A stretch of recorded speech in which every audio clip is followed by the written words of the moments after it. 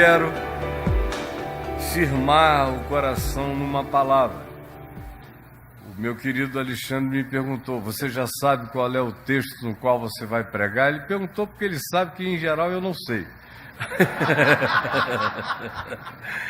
Aí eu falei: para variar, eu ainda não estou com essa certeza toda, mas até chegar ali vai aparecer a convicção.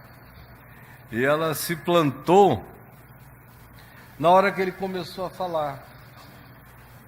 Na hora que ele começou a falar das aflições. E aí, o texto de João 16, conhecido por vocês todos, veio ao meu coração com extrema força, e eu quero lê-lo a partir do verso 23. João 16, a partir do verso 23. Naquele dia, nada me perguntareis. Naquele dia, nada me perguntareis. Naquele dia, nada me perguntareis. Você pode repetir comigo isto? Naquele dia, nada me perguntareis.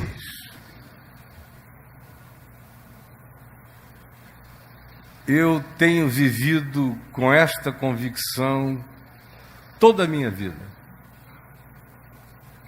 Toda a minha vida, Deus sabe que eu nunca fiz uma pergunta. Uma pergunta. Minha mulher, nós estamos juntos há 20 anos, ela nunca me ouviu fazer uma pergunta para Deus.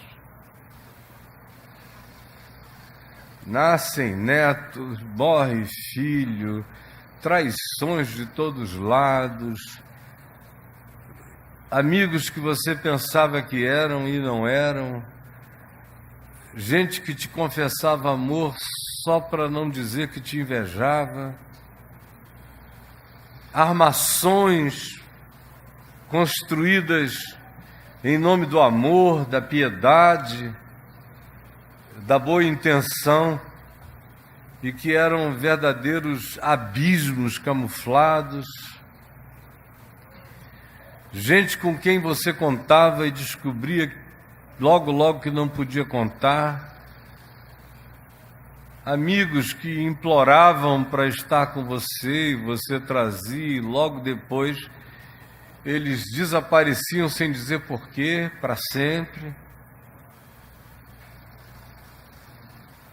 Amores congregacionais, cheios de passionalidade devocional para com você, mas que não suportavam o fato de você dizer: Deus me mandou ir para outro lugar. Eles se inimizam enciumados como uma amante abandonada. Mas eu nunca fiz perguntas. Nunca fiz perguntas sobre filhos. Por quê, Senhor? Por fases da vida. Nunca nem perguntei se era o diabo. Nunca quis saber de anjo e de diabo na minha vida. Eles se virem nas suas crises de identidade, porque se depender de mim, eles existirão sem validação. Eu aprendi que só tinha um poder para me manter vivo. E eu tinha 18 anos de idade quando eu fui atropelado por essa convicção. É justamente aquilo que Jesus está dizendo a eles. Hoje, vocês sentem tristeza. Vocês querem me interrogar, mas eu lhes digo: um pouco e não me vereis, outra vez um pouco e ver-me-eis. Em verdade, eu vos digo que chorareis e vos lamentareis, e o mundo se alegrará. Vós ficareis tristes, mas a vossa tristeza se converterá em alegria. A mulher, quando está para dar à luz, tem tristeza, porque a sua hora é chegada, mas depois de ter nascido o menino, já não se lembra da aflição pelo prazer que tem de ter trazido ao mundo um homem. Assim também agora, vós tendes tristeza, mas outra vez eu vos verei, outra vez eu vos verei, outra vez eu vos verei, outra vez eu vos verei. Ressuscitarei, rasgarei a morte, botarei a cara dentro do inferno e de lá saireis, chamarei vocês, outra vez me vereis, e a vossa alegria ninguém poderá tirar, nem morte, nem vida, nem coisas do presente, nem do porvir, nem altura, nem profundidade, nem qualquer outra criatura poderá separar vocês do meu amor. E naquele dia, quando vocês entenderem isso, quando vocês me virem ressuscitado, quando vocês souberem que eu vivo ressuscitado em vocês, vocês vão aprender a viver, e naquele dia nada mais me perguntareis. Nada me perguntareis. Em verdade eu vos digo que pedireis alguma coisa ao Pai, se pedirdes, Ele vô-lo concederá em meu nome. Nada mais perguntareis. Até agora, nada tendes pedido em meu nome. Pedi e recebereis, para que a vossa alegria seja completa. Mas naquele dia, quando vocês virem a ressurreição vencer a morte, a última instância do juízo sobre o homem, sendo vencida e rasgada como quem rasga uma folha de seda, naquele dia, nada mais me perguntareis. Até agora, nada tendes pedido em meu nome. Pedi e recebereis, a vossa alegria será completa. Ora, estas coisas vos tenho dito como figuras, metáforas ainda, mas vem a hora quando não vos falarei mais por meio de comparações, metáforas, parábolas ou simbolizações, mas vos falarei claramente a respeito do meu Pai. E naquele dia, nada mais me perguntareis. Afinal, naquele dia, pedireis em meu nome, e não vos digo que eu rogarei por vós, nem é preciso, porque o próprio Pai vos ama, visto que me tendes amado, e tendes crido que eu vim da parte dele. Vim do Pai, entrei no mundo, todavia deixo o mundo e vou para o Pai. Disseram então os seus discípulos: agora é que falas claramente e não empregas nenhuma figura. Agora vemos que sabes todas as coisas e não precisas de que alguém te pergunte. Por isso agora cremos que de fato vieste de Deus. Respondeu-lhe Jesus: me tira o tubo. Credes agora? Credes agora? Pelo amor de Deus, credes agora? Pois eis que vem a hora, e já é chegada, em que vocês verão que não creram ainda nada. Eis que vem a hora, e já é chegada, em que sereis dispersos, Cada um vai voltar para casa, cada um vai perder o sentido, cada um vai perder a razão, cada um vai perder a missão, cada um vai perder a esperança, a bomba da alegria, cada um se esvaziará. Mas eu não estou só. A minha validação não depende de discípulos. A minha validação não depende de multidões. Todos vós me deixareis. Contudo, eu não estou só, porque o Pai está comigo. Contudo, eu não estou só, porque o Pai está comigo. Estas coisas vos tenho dito, para que tenhais paz em mim. No mundo tereis aflições, mas tende bom ânimo, eu venci o mundo. Nós estamos vivendo um tempo absolutamente singular da história humana, de Adão para cá. Qualquer que seja a sua categorização de Adão, não importa, é muito mais figurativa do que cronológica e uma busca histórico-exaustiva. Não é esse o caso, isso é luta e angústia de descoberta de tolos. Adão é o nome do nosso primeiro ancestral.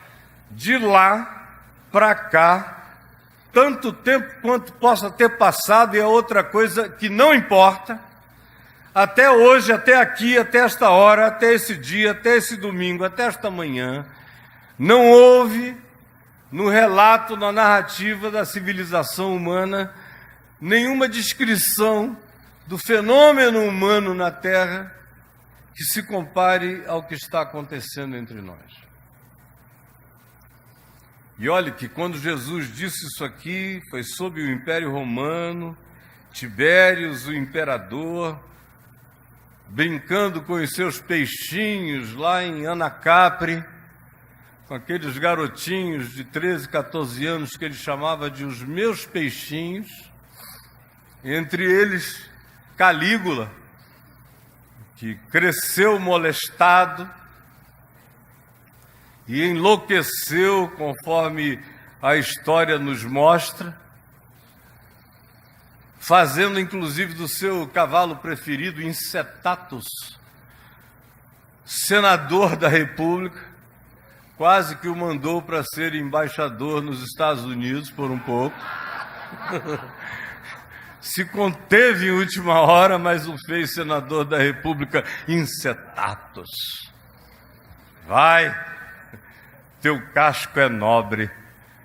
Jesus viveu sob essas tiranias, nasceu sob Herodes o Grande, cresceu no tetrarcado dos Herodes, com o acachapamento romano. Não foi Jesus que inventou a cruz, não foi com ele que fizeram um teste laboratorial. Havia centenas de cruzes espalhadas pelo Império Romano.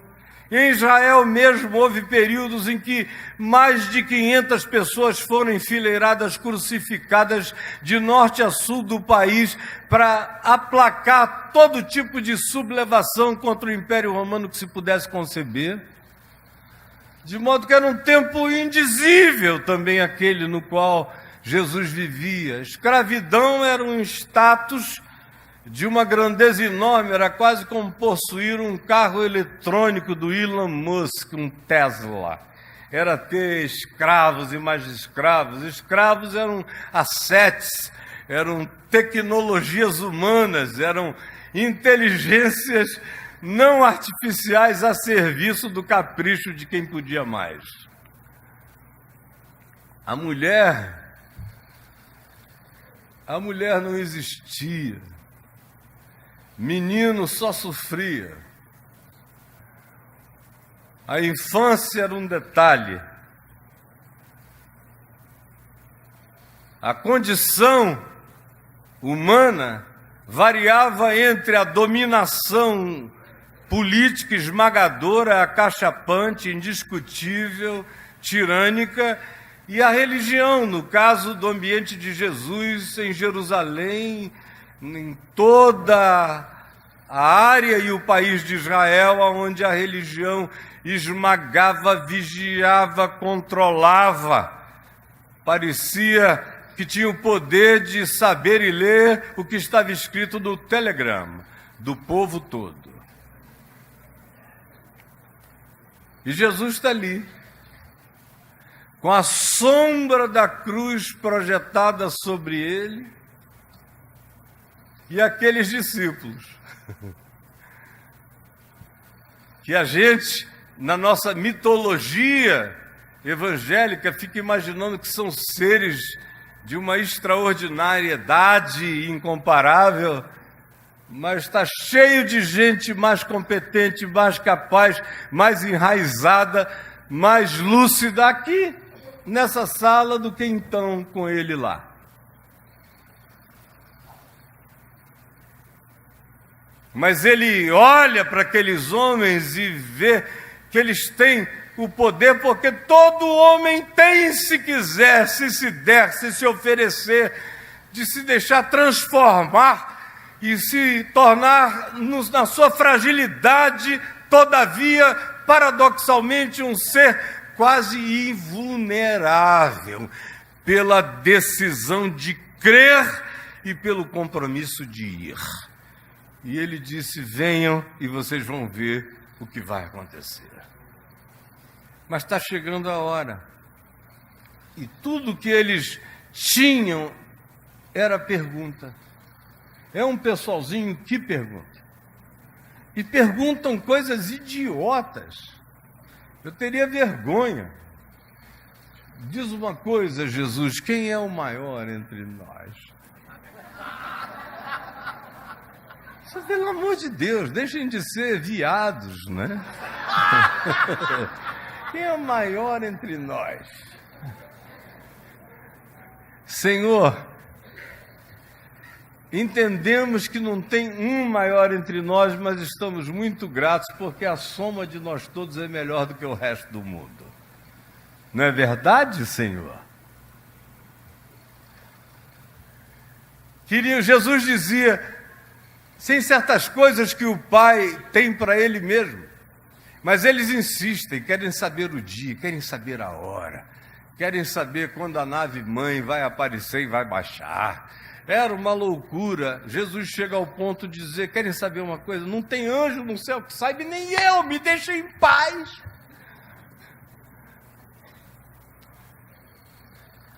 Nem o filho sabe. Vocês não conseguem viver sem saber? Não conseguem viver sem informação? Não conseguem só confiar, crer?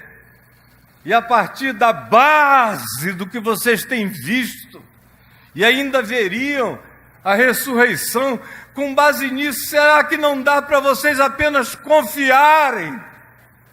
Confiarem que o Pai vos ama, que eu vos amo, que não vos deixarei sós, que não vos deixarei órfãos, que voltarei para vós outros, que lhes darei o Espírito Santo, que os consolarei todos os dias, que lhes falarei o que ainda não vos disse, porque não podeis suportar. Não se turbe o vosso coração. Credes em Deus, crede também em mim. Na casa de meu Pai há muitas moradas. Se assim não fora, eu vou-lo teria dito, mas vou preparar-vos lugar. E quando eu for e vos preparar lugar, eu voltarei e vos receberei para mim mesmo, para que onde eu estou, estejais vós também. E vós sabeis para onde eu vou.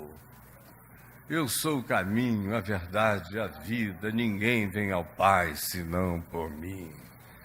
Alguém pergunta: Senhor, mostra-nos o Pai, isto nos basta. E ele responde: Filipe, tem algum Filipe aqui?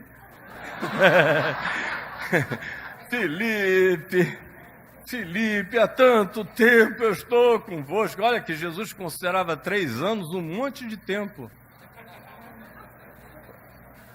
Há quanto tempo você está por aí? Dizendo que crê em Jesus, não levante a mão não, para não ficar mal. Porque Jesus olha para Filipe e diz, há tanto tempo estou convosco, eram 3 anos e 3 meses no máximo. E não me tendes conhecido. Quem me vê a mim, vê o Pai. Como dizes tu, mostra-nos o Pai. Não crês que eu estou no Pai, que o Pai está em mim? As palavras que vos tenho dito, não as digo por mim mesmo, mas o Pai que permanece em mim faz as suas obras. Crede-me que eu estou no Pai, crede que o Pai está em mim, crede ao menos por causa das semelhanças, por causa das mesmas obras. Ele diz a eles, eu não vou interceder por vocês, não preciso, o próprio Pai vos ama. Porque vocês me têm amado e me amando, têm aprendido a amar o próximo. Mas virá o tempo da tristeza. E o tempo da tristeza durará durante o período em que vocês não crerem ou não virem a minha ressurreição. Todos vocês se dispersarão sem a ressurreição. A cruz só une os filhos de Deus porque o crucificado ressuscitou de entre os mortos. Do contrário, teria acabado tudo, dispersado todos. Essa era uma história que figuraria como qualquer outra história abafada do Oriente Médio.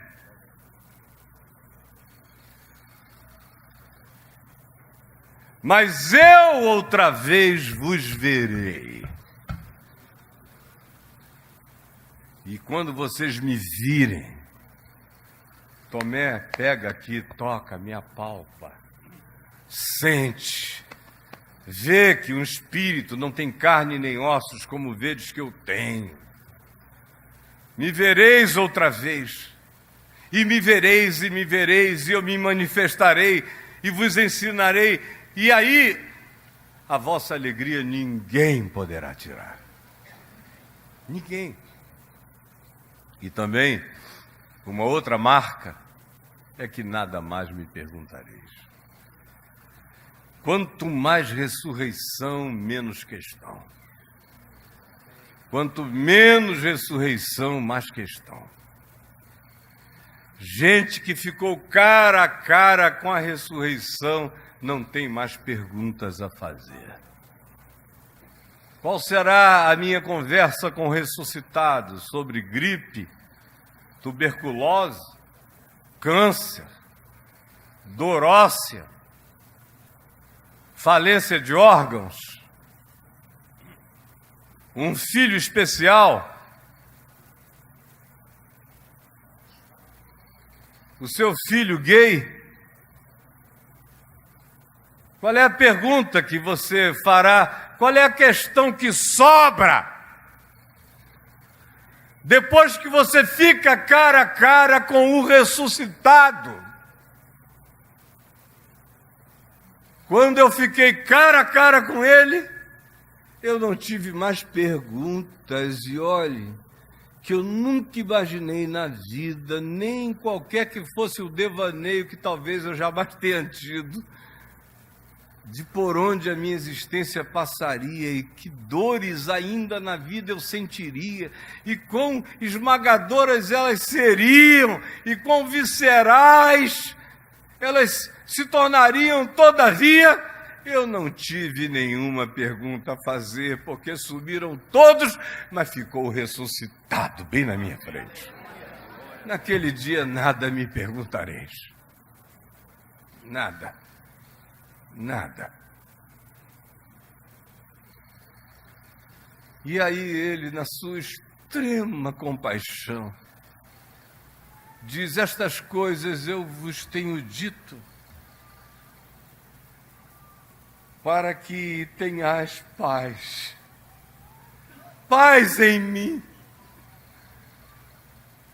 Porque a multidão dos sustos, das perplexidades, como eu falei ontem à noite lá no centro de convenções, as perplexidades dessa era, as angústias, os pânicos, os homens desmaiando de terror pela expectativa das coisas que sobrevirão ao mundo, Jesus diz: estas coisas eu vos tenho dito, tanto aquelas que virão, quanto a certeza de que outra vez vos verei, e quando eu vos vir, não haverá mais nenhuma pergunta a fazer.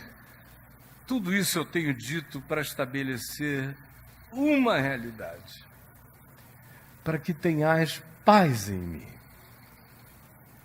Paz em mim significa viver a paz de dentro da ressurreição para fora. Não tem nada a ver com circunstancialidades, com a sua alegria singela, agradável de ouvir. Eu sou pastor há 46 anos, dá alegria na gente de ouvir as pessoas chegando, contando boas notícias.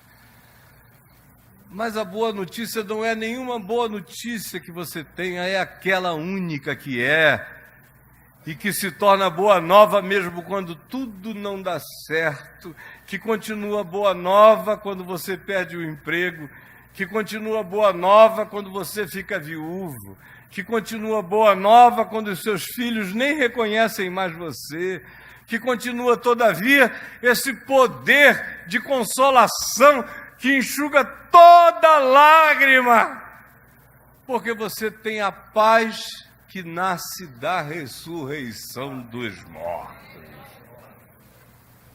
Eu tenho vos dito essas coisas para que vocês vivam de dentro de mim o mundo, para que vocês tenham paz em mim, que é a paz do ressurreto, é a paz daquele que venceu a morte e que está em mim. Se Deus é por mim, quem será contra mim? Que juízo me perturbará? Que acusações me farão tremer? Que ameaças me intimidarão? Porque não há nem morte, nem vida, nem coisa alguma que possa me suscitar qualquer situação, como cantamos hoje na música da Silvia e da Cíntia. Ainda que uma guerra estoure contra mim, não se atribulará o meu coração. Estas coisas vos tenho dito, para que tenhais paz em mim. No mundo tereis aflições, mas tende bom ânimo. Eu venci o mundo. Ontem um garçom chamado Davi nos serviu, a mim e a Adriana, porque nós não saímos com os irmãos depois da reunião, senão iríamos dormir às 4 da manhã. Eu me conheço, eu demoro 2h30 para desacelerar o cérebro. Eu falei, eu preciso ir para... Saímos 11 e pouco, a gente tem que estar dormindo 1h30, para acordarmos felizes e fortes no domingo de manhã, e não fomos. Mas chegamos no hotel e não havia serviço aquela hora, 11h30. Aí pegamos um carro, fomos ali na Ilha dos Camarões. E eu pedi uma muqueca, ele queria botar muqueca mista, não sei o que. Eu digo, não, simplifica, só peixe. E eu e a Adriana comemos uma muquequinha gostosa. E eu fui vendo como o homem era atencioso. E a Adriana olhou e falou, ele é um senhor fino. Aí ele veio, eu perguntei, qual é seu nome? Ele falou, Davi. Eu falei, nós temos um filho. E a Adriana disse, pouco ele não está aqui, nós temos um filho chamado Davi, está num outro lugar aqui perto. Aí ele falou alguma coisa da vida e das dificuldades da vida, e eu citei esse texto. e perguntando a ele: você já ouviu essa palavra, essa frase? No mundo tereis aflições, mas tem de bom ânimo, eu venci o mundo. Aí ele parou, pensou, ele falou: isso deve ser de Jesus, né, não?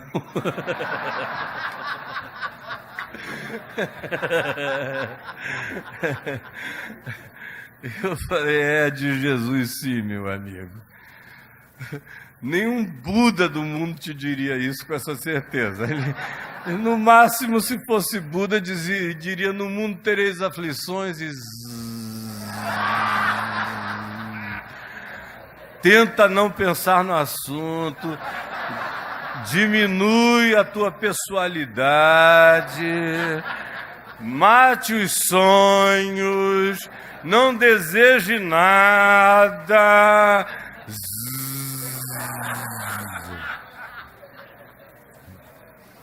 Se fosse Maomé, no mundo tereis aflições, mas pega uma adaga, parte para cima e degola a cabeça. Se fosse para Allan Kardec, ele diria: faz parte da pedagogia evolutiva.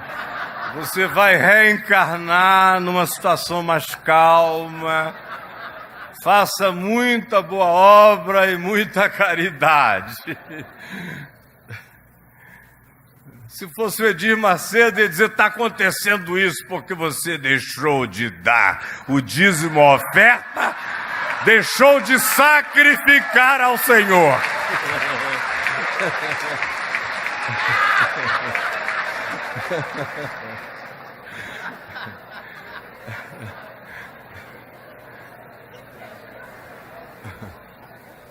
No mundo tereis aflições. E não tem ninguém que não tenha tido, não é? Eu não sei por que tem gente que nasce achando que não terá. Eu nunca conheci ninguém que tenha passado aqui sem aflição. E todo mundo que eu vou vendo chegar a um determinado tempo da vida sem aflição, eu faço uma oração. Eu digo: Senhor, não deixe que ele morra sem aflição.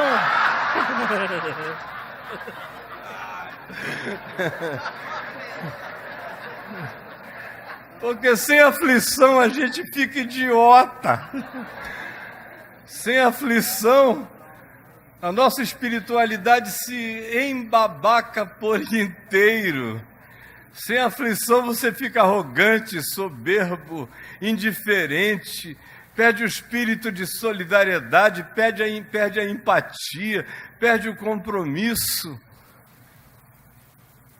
Deixa e foge de se associar à dor do próximo. Sem aflição ninguém aprende a chorar com os que choram, para também aprender a se alegrar com os que se alegram. Sem aflição a gente se desumaniza. No mundo tereis aflições. É normal, faz parte. Viver com ambivalência, com ambiguidade, com a incerteza, com a impermanência, faz parte. Criar um filho todo certinho, aí de repente o menino aos 21 anos descaceta.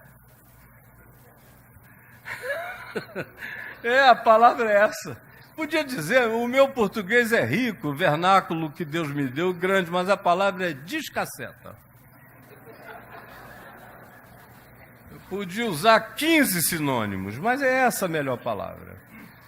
Aí fica ali o pai e a mãe: Senhor, por quê?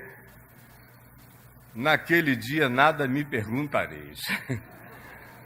Se você olhar a vida de dentro da ressurreição, se você olhar de dentro dos meus olhos, se você olhar porque você me viu ressuscitado de entre os mortos, e sabe que o Pai te ama, e sabe que eu estou em ti, e que se eu estou em ti está tudo resolvido, porque se a morte foi vencida, o que sobrou para te desesperar?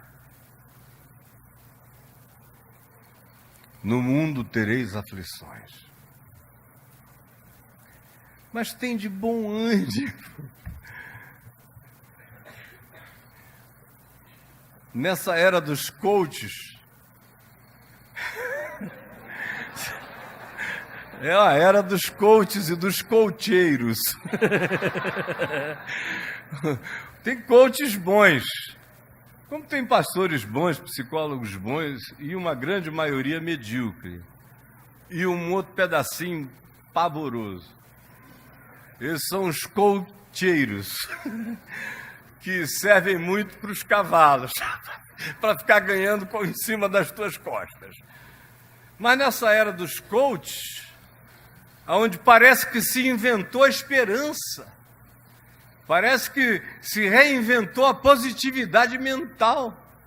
E olha que no fim quem atende os coaches sou eu, lá no fundo do meu quintal.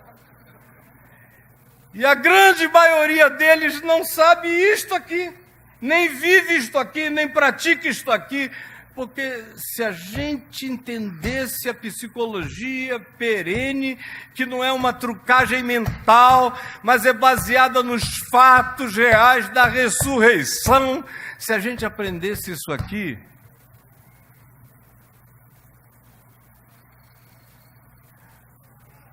se a gente aprendesse isso aqui, não sobraria quase nada para mais ninguém.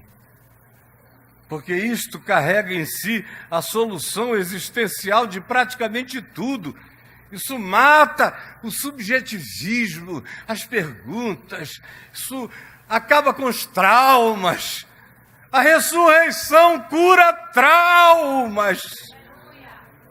E se a ressurreição não curar traumas, o que mais curará meus traumas?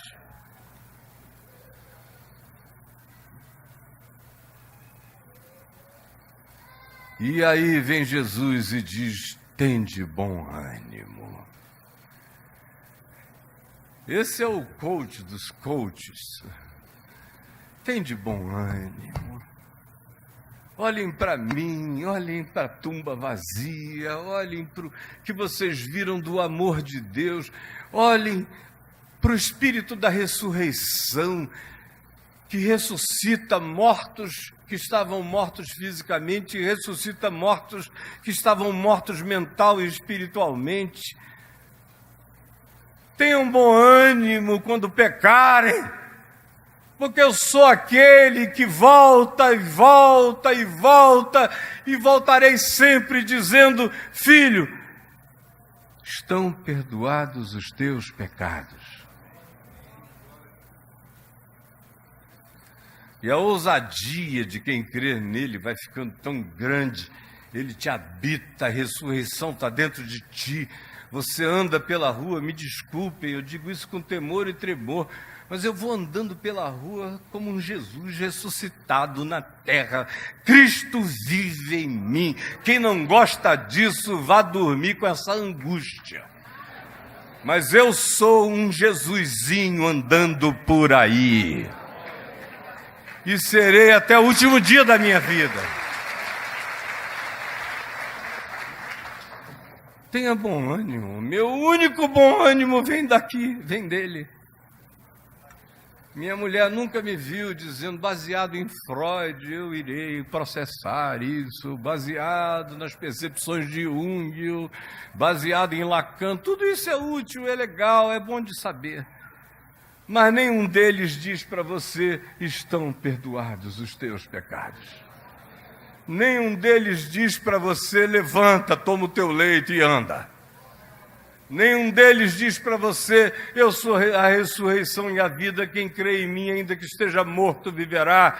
E todo aquele que crê em mim, ainda que morra, viverá, ou ainda que aquele que crê em mim nunca morrerá eternamente, não conhecerá a morte, passará da morte para a vida. Quem pode dizer além dele o que ele disse? E se você crê que, além de tudo, ele rasgou a morte, aí não há mais perguntas a fazer. E o meu justo viverá pela fé. Tem de bom ânimo. Está cheio de gente aqui que perdeu o bom ânimo.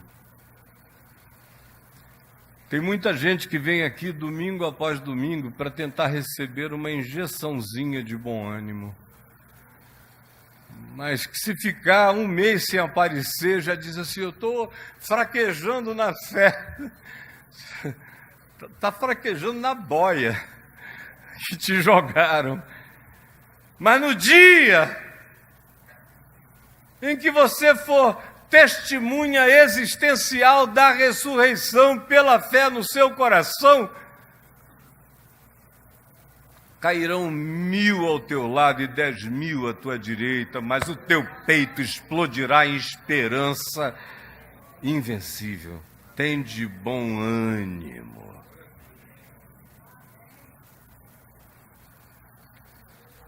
E o mais maravilhoso de tudo é que o embasamento desse bom ânimo tem a ver com o que ele diz, finalizando, a razão que ele dá, o porquê. Tende bom ânimo, porque eu venci o mundo. Aí ontem eu fui ali para a varanda, depois da conversa com o Davi, enquanto a Adriana ia ao banheiro, para a gente tentar dormir, eu abri a porta do quarto, olhei a varanda lá fora, tinha um chuvisquinho caindo, e o que eu tinha conversado com o garçom voltou à minha mente. E essa expressão, porque eu venci o mundo, me deu uma alegria, uma vontade de dar um grito na varanda. Porque eu venci o mundo. Porque eu venci o mundo. Alexandre o Grande, meu Deus, que neurótico, desesperado, brigando com o fantasma do seu pai Filipe. Até onde que papai ganhou? Ah, fronteira tal, vou passar, vou até a Índia.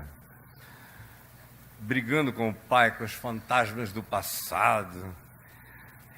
Todos os grandes conquistadores, todos eles meninos frustrados, caprichosos, filhos de mães aduladores e de pais perdulários, e que acharam que vencer o mundo era conquistar terras e esmagar povos. Não passavam de playboys de um tempo primitivo, idiotas como alguns que a gente tem revivendo em nossa terra. Aí lá vem Jesus. Tudo que ele fez foi com madeira. Por isso não sobrou nenhuma mesa como relicário da sua obra. Não esculpi em pedra, não escreveu um livro e nem disse, em verdade vos digo, após a minha partida, produzais 4 evangelhos. Um será de Mateus, um de Marcos, um de Lucas e um de João. Não pediu registros.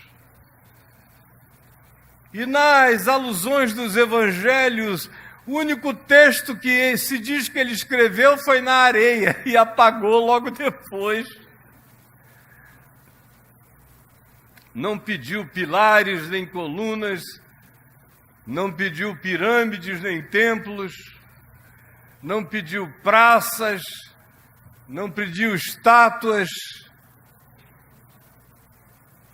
não pediu coisa alguma que caracterize aquilo que os homens chamem de vitória no mundo, de supremacia no mundo, de marcação histórica do poder hegemônico manifesto por esse presunçoso que quer que mesmo depois da sua morte seus feitos sejam lembrados, por isso os manda escrever antes.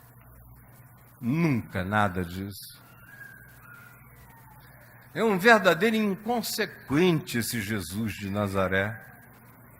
Se eu vim salvar o mundo e não prepara um texto, não faz uma recomendação estratégica, não monta um plano de marketing, não faz nada disso. Ao contrário, ressuscita de entre os mortos e a primeira pessoa que testemunha isso Se fosse nos nossos dias, era um testemunho inválido. Teria sido internada 7 vezes numa clínica psiquiátrica. Maria Madalena, de quem expulsou 7 demônios, é a primeira testemunha dessa ressurreição que venceu o mundo. E depois aqueles perrapados todos que tinham vindo da Galileia, são as testemunhas de que ele venceu o mundo. E ele não faz a menor questão de evocar nenhum testemunho superior, de nenhuma autoridade reconhecida, de nenhum sinédrio, de nenhum tribunal, de nenhuma junta de verificações. Não!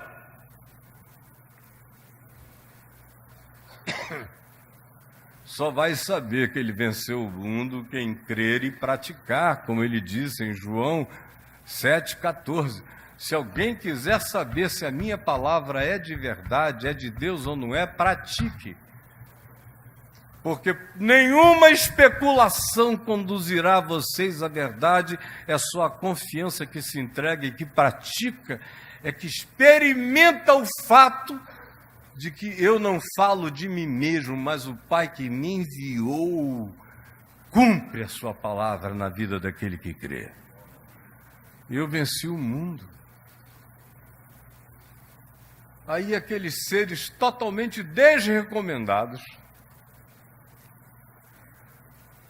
o veem.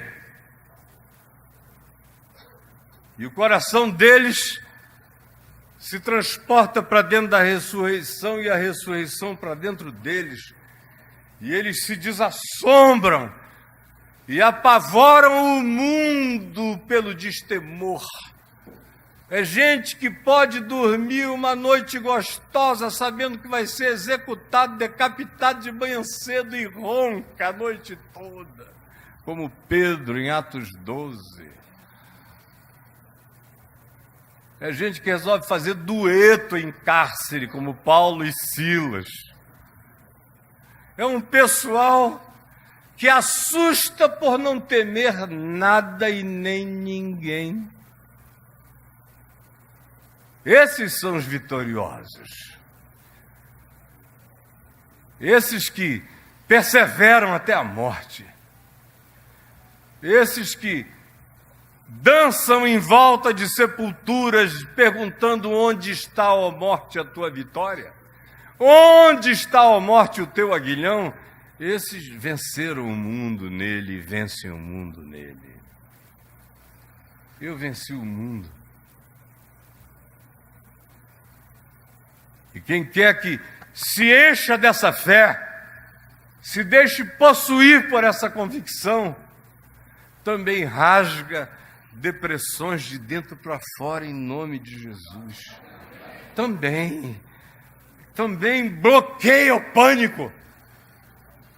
Na minha alma tu não tens lugar. Jesus ressuscitou. Eu não sou um órfão do universo. O Pai me ama.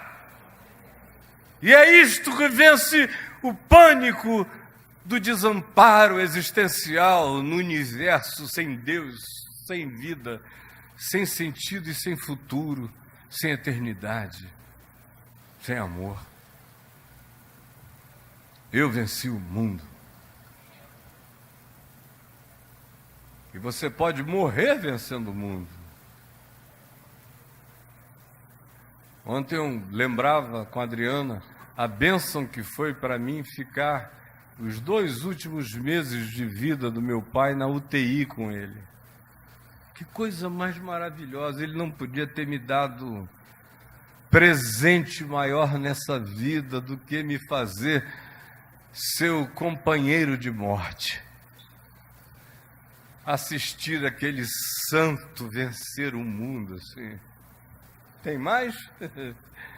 É tipo aquele lutador tinhoso que está lá e o pau cantando e o bicho aqui, pô, esse é o teu melhor? Quando o cara entra com um pesado no meio da tua cara e você diz, é só isso que você tem?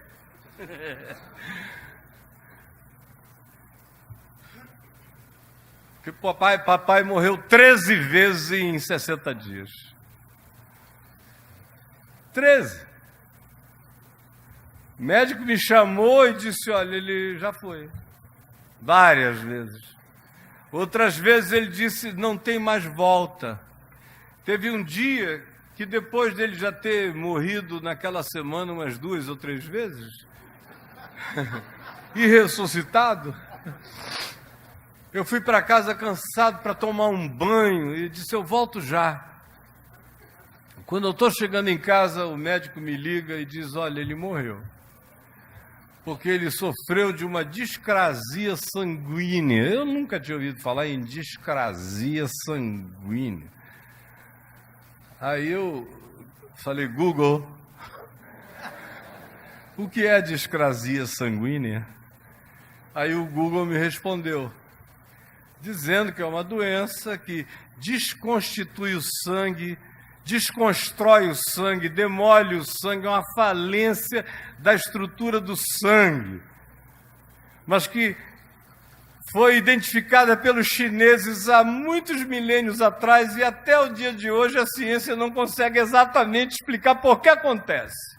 Eu falei, muito obrigado. E fui para lá. Cheguei lá, parecia que tinham montado a cena de uma Pietà.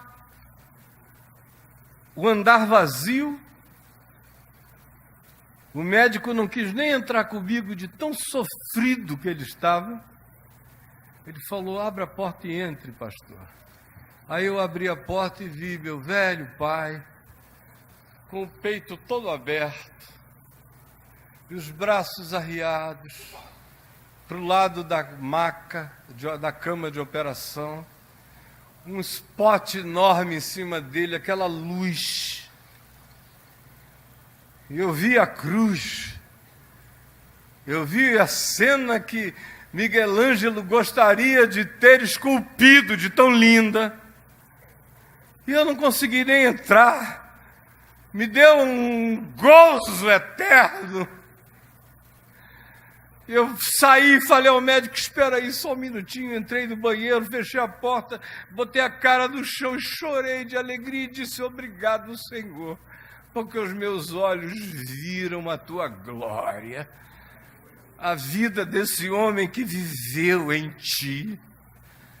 E essa partida tão linda. Obrigado pelo privilégio de carregar uma imagem dessa grandeza escatológica na minha mente. Adorei ao Senhor, como se diz que Abraão adorou antes de imolar Isaque. Eu adorei, voltei enxugando as lágrimas quando eu abri a porta, que fui chegando mais perto dele, ele abriu o olhinho assim e falou, oi meu filho.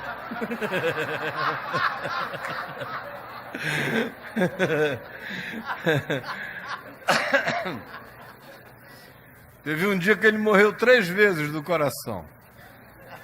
A primeira, parece que a morte durou uns 12 minutos, e vocês sabem que as sequelas são praticamente irreversíveis. Mas aí ele volta desses 12 minutos,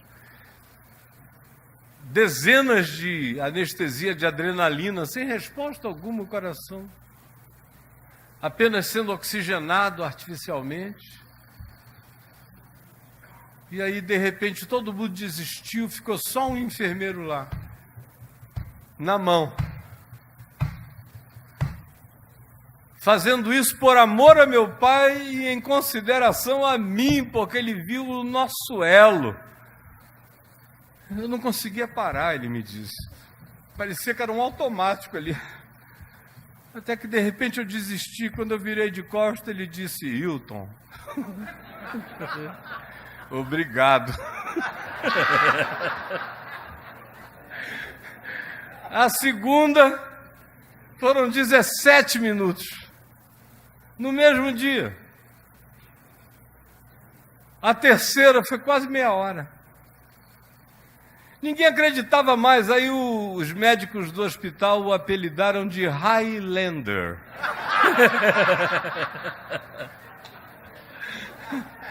Eu digo, meu Deus, isso é que é vencer o mundo.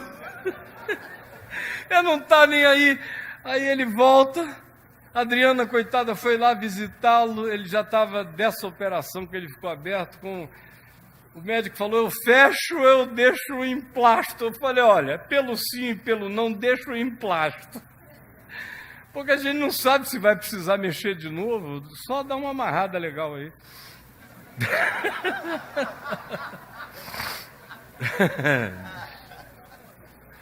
Aí ela chegou e me falou, me deixou até um pouco irritado. Ela falou, deixa ele ir, meu amor. E eu fiquei meio irritado, porque, na realidade, era egoísmo meu. Eu nunca fui tão edificado na minha vida.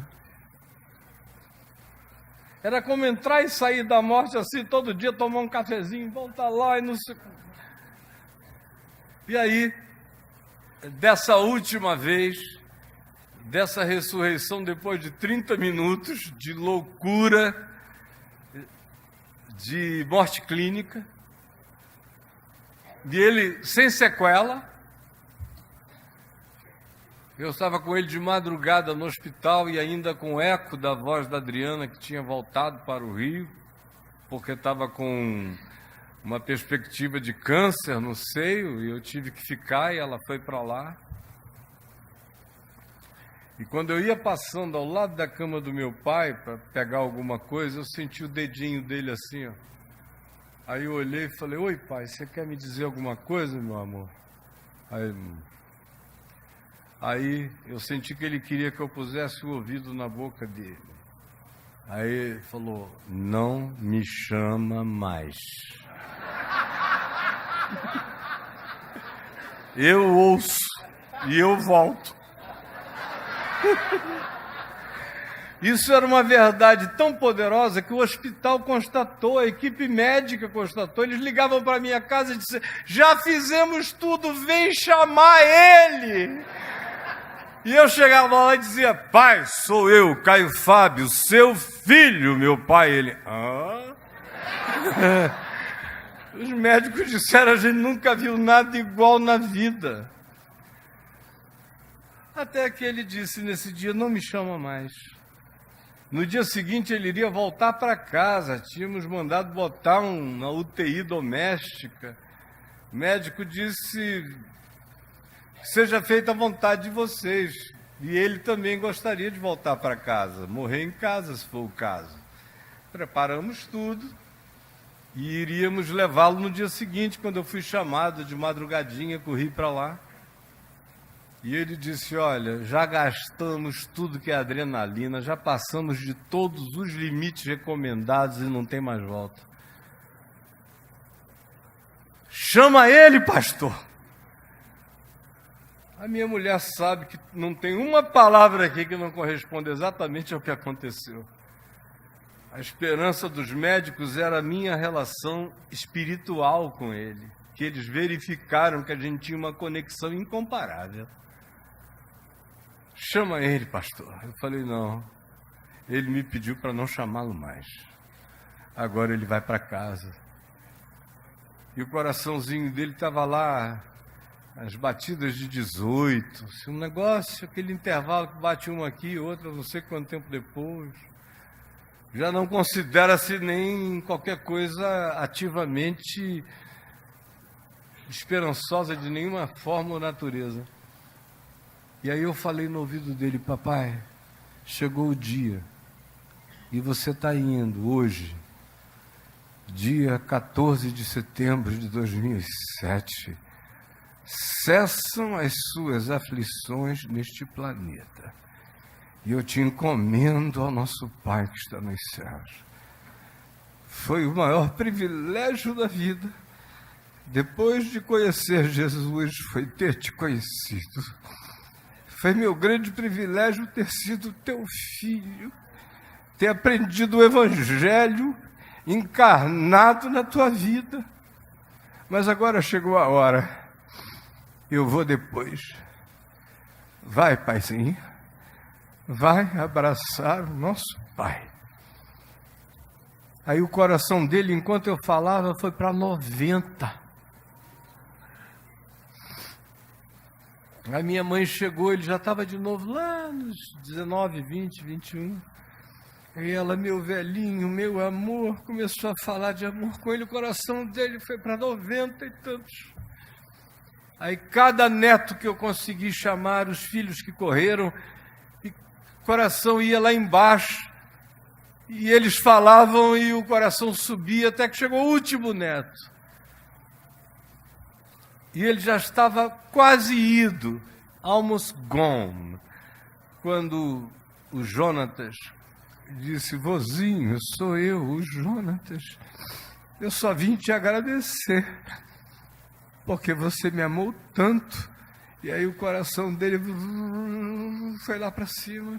Aí eu falei: agora acabou, foi a última conversa, fecha a porta. E aí ele foi flatline.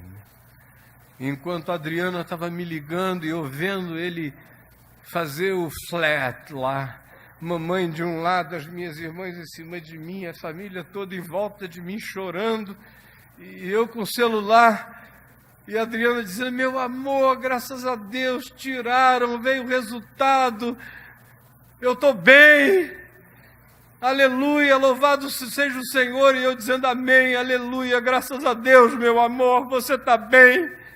Aí ela falou: e o seu paizinho? Aí eu falei: enquanto você estava me contando essa notícia, eu estava vendo ele desaparecer ali na linha da máquina, ele acabou de ir. Aí ela caiu no pranto do lado de lá e o meu coração estava absolutamente satisfeito. No mundo tereis aflições, e essa de sepultar um santo é a menor de todas. O que é difícil é quando uma mãezinha recebe a notícia de que o filhinho que acabou de nascer tem microcefalia, ou nasceu com condições cerebrais totalmente inviabilizadoras de qualquer vida funcional. Que dor, que futuro, que perspectiva.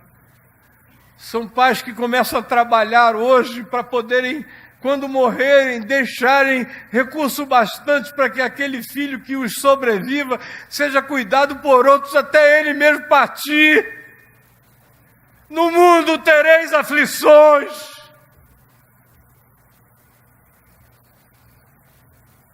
Pais que olham para você num berço de hospital, viram as costas e não voltam nunca mais.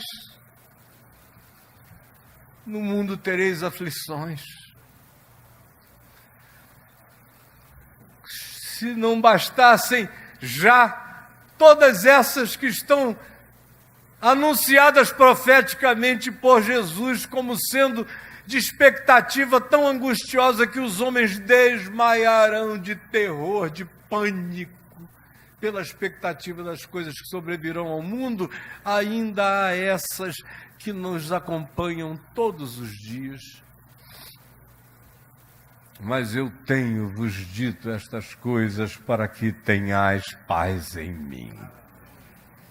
Repita comigo: mas eu tenho-vos dito estas coisas para que tenhais paz em mim.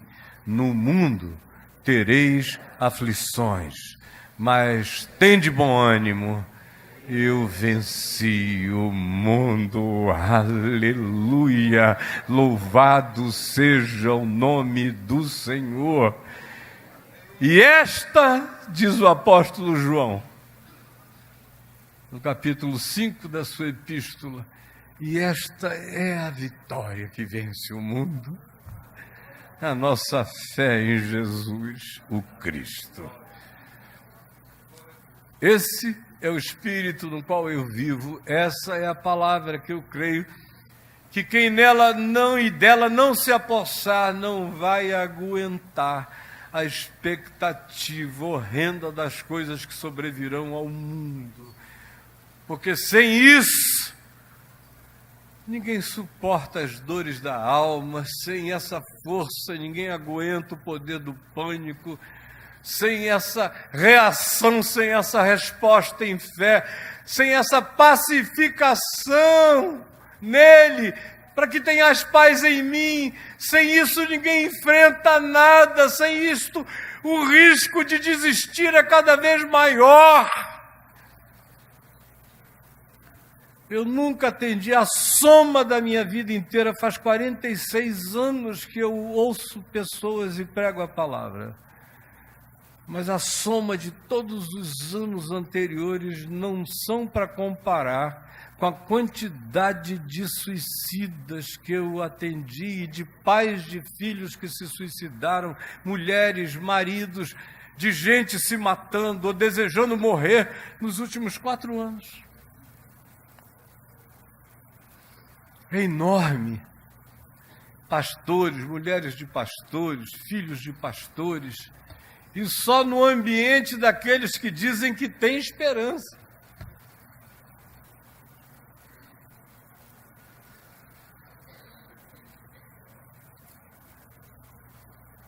Esta fé, esta palavra, esta certeza, este poder, essa vida da ressurreição em mim, essa paz do ressuscitado de entre os mortos que é a minha, que me habita, que vence a morte e que vence qualquer que seja a expectativa de catástrofe, é que vence tudo. Outro dia alguém, eu não me lembro quem foi, ano passado, com muito medo de tudo, me perguntou: e o senhor tem medo de quê? Falei: só de ter medo. Morro de medo de ter medo.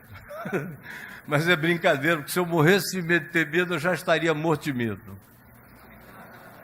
Na realidade, eu enlouqueci. Quando eu encontrei Jesus, eu virei um louco inconsequente. A morte está apavorada comigo, porque eu não temo mesmo, não temo, e vou morrer olhando para a cara de qualquer um. Falei: você quer saber? Se anunciasse agora que vem um meteoro na direção da Terra, sabe para onde é que eu iria? Eu iria reunir a minha família, ficar na varanda da nossa casa e dizer: já que é a última coisa que a gente vai ver, vamos apreciar.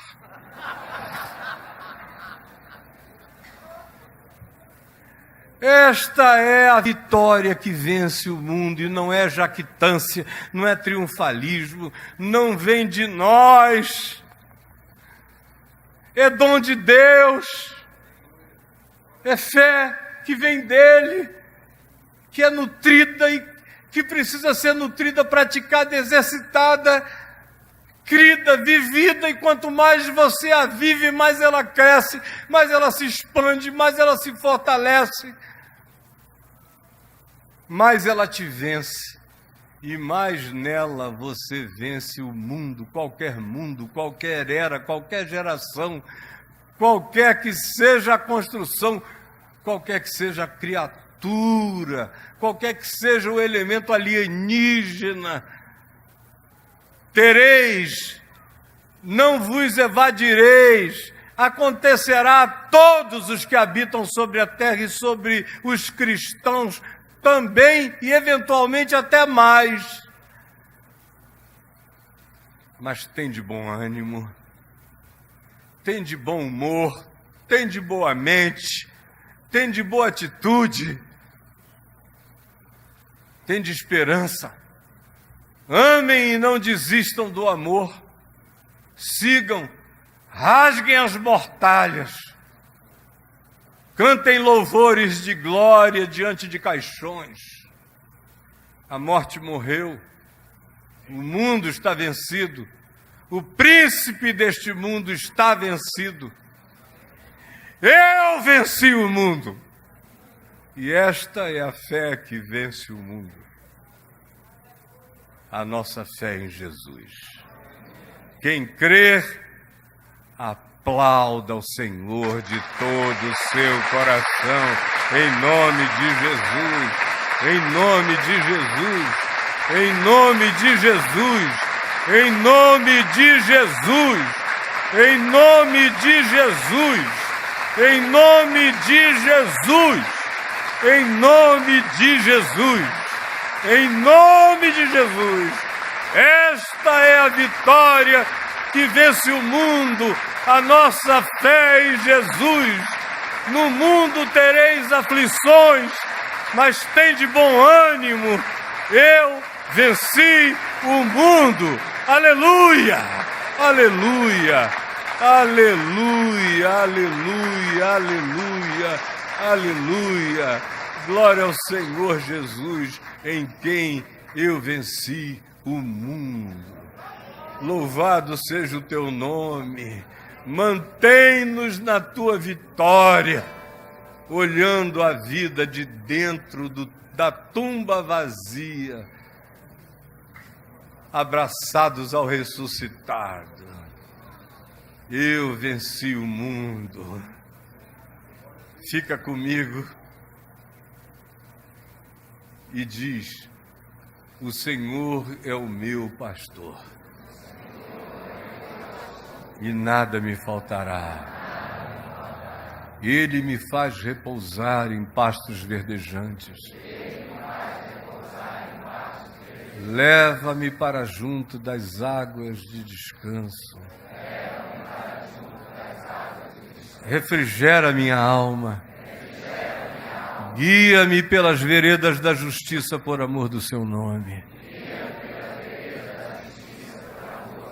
Ainda que eu ande pelo vale da sombra da morte, não temerei mal nenhum, porque tu estás comigo. A tua vara, o teu cajado me consolam.